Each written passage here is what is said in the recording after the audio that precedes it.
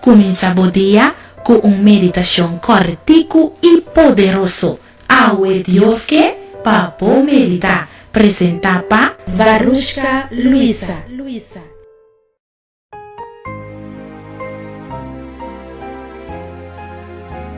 Po ayaga ditende de dicho kutabisa.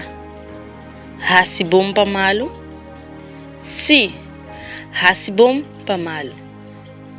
Felizmente oyente não. Awe nos texto de meditação da den Romano nan 12, vers 21. E tabisa nos assim aqui.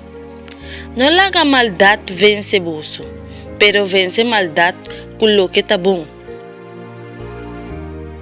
Se um ende atrapa bupia, no corre vai arranca ribaji. Hala bupia, stofe e sigicana.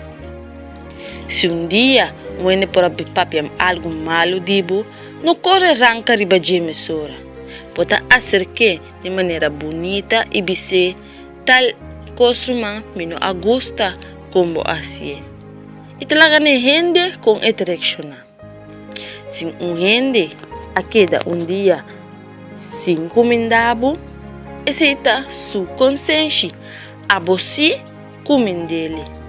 Passou depois ele sentia malo, o abo assim bom com ele e é assim malo com. Nunca laga maldade, rabia, rancor domina a bebida. Passou ao fim e ao cabo, não te ajudava com nada. Meditar o texto de Romano 12, vers 21 awe, e tentemos trabalhando trabalho para que tu ribe e ponto nai.